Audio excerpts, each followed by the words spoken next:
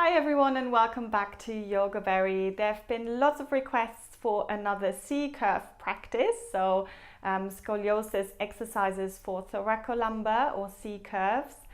I really hope that you enjoy this one. It's the second one that I'm doing. The first one is focusing more on releasing, so this one will be more on mobilizing and slightly strengthening and lengthening the body as well. So please subscribe to my channel if you enjoy this practice. Give me a thumbs up. Let me know in the comments how you get on. I would love to hear from you. My name is Christine Berry. I'm a yoga teacher specializing in yoga for scoliosis. And I also run a lovely supportive Facebook group over at Yoga for Scoliosis Community. You find that on Facebook. Great place to meet some other people who are going through the same thing and just open up the conversation about scoliosis and any difficulties, challenges that you might be going through. So let's get started with our practice today.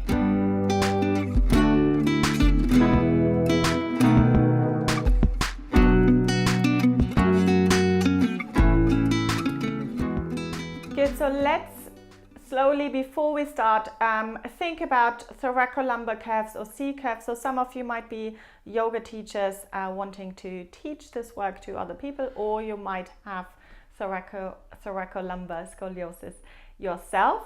So let's imagine a right thoracolumbar curve. If I'm bringing myself slightly up. So this is not my curve pattern. This is why I can't show you exactly, because I have a S-curve. But thoracolumbar curve, let's imagine it's going over to the right, so it would be one big curve here, starting in the lumbar spine and moving all the way up towards the thoracic spine. So right thoracolumbar curve, this is my right side here, would be curve over to the right. It means that the left side is compressed, the hips shift over towards the left, and there might also be the left shoulder dropping and the right shoulder slightly up. So this is a typical pattern. It doesn't mean that this is exactly what's happening in your body, obviously. That's why it's always important to work with a specialist, to work with a qualified yoga teacher who can adapt the practice just for you. But this is generally what it would look like. Obviously, if you have a left thoracic curve, thoracolumbar curve, it would be exactly the other way around. So your hips would be shifting slightly towards the right shoulder dropping and the left shoulder slightly up. So the first practice that we're going to do is we're going to start in all fours, bringing the hands directly underneath the shoulders, the knees directly underneath the hips.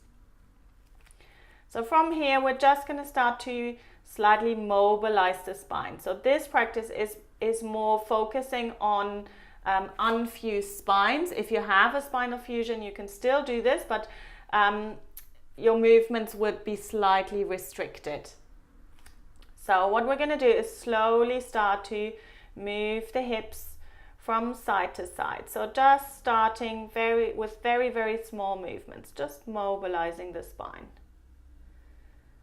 And then gradually letting the movements become bigger until you're affecting the waist as well. And then you might see I'm moving my hips and my shoulders to the same side as my hips. So I'm creating this C shape, just like your curve, but I'm doing this in both directions.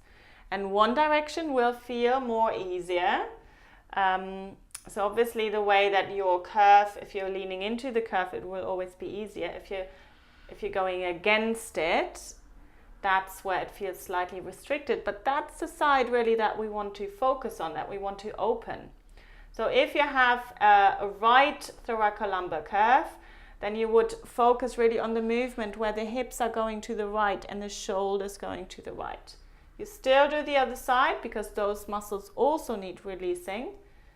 But you're just kind of exaggerating a little bit more to that other side. So think about reversing the curve, going into the opposite direction. Still, we're not just practicing one side. We're just exaggerating. So you can see I do a slight movement to the other side and then a big one over to the side where I'm going against the curve. Good. Last one. And then coming back to center. Now we're going to bring in a forwards and backwards movement. So cat-cow, you might have heard of this one before. I'm going to inhale, lift the chest. Exhale to round the spine. Inhale and exhale. We're making this about the movement, about hydrating the joints. So don't worry too much about when to inhale, when to exhale. Let the movement happen in your spine. That is what's important. And you can just see maybe that my head is not leading the movement. It's just kind of following the movement. So whatever is happening in the rest of my spine, the head just follows. And this feels really, really nice, especially first thing in the morning. Good. So let's just adjust this for your curve. So in your thoracolumbar curve, in your C curve, you will have a hump on one side. So right thoracolumbar curve, there will be a rotation on the right side. So middle of the right spine would be slightly raised. So we're going to think about this. And when you're going into that rounding, I want you to think about lifting the left side a little bit more. On the arching, just think about not arching, actually think about lengthening. So tailbone away from the crown of the head and then rounding, lifting through the left side. Again, if you have obviously the opposite curve pattern, so if you have a left C curve, then you would be focusing on the right side, lifting a little bit more.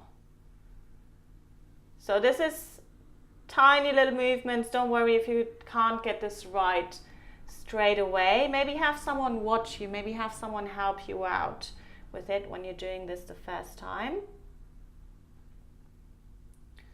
Good. Let's do it one more time and then releasing. Let's come into child's pose for a few breaths.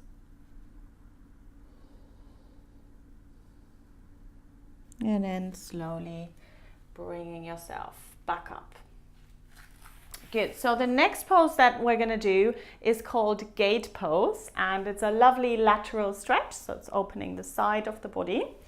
And we're going to come onto the knees like so. So if this is uncomfortable, obviously bring a blanket underneath your knees. And then let's think we've got a right thoracolumbar curve. We're going to take the right leg out to the side. Left thoracolumbar curve, you start on the left side. We will still do both sides, but we're going to start on the side where we're going against the curve. So you can already see that my pelvis starts to shift towards the other side. That's what we want. So that's going in the right direction. So think about reversing the curve. Right thoracolumbar would go this way, so I'm reversing it. And then we're going to bring the left arm up towards the ceiling and just let the right arm slide down the leg, lifting and reaching up. So beautiful way of counteracting that curve and giving that left side some lovely, lovely space. So that side has been squashed all the time. Let's open up through this. Good. And then slowly release. We're going to do the other side now. So bring the right leg in, and you can hold this much longer than I have just done, maybe 3 to 5 breaths, and obviously repeat if that feels nice. For the other side, I just quickly want to show you how I'm adjusting this for this side. Can you see my foot? I'm turning my foot up, so the toes are pointing up towards the ceiling, and just watch what happens to my hip. So if I don't do this, the hip comes up like this, I can drop it. So I can kind of counteract that curve a little bit more. Good. So what we're going to do is we're going to bring the arms up over the head on this side and just reaching up. Good. So think about lengthening rather than Stretching over here on this side. We don't want to stretch over so much, of course. And then slowly release. Good. So I really hope you enjoyed this little practice, and I'll see you very soon for the next video.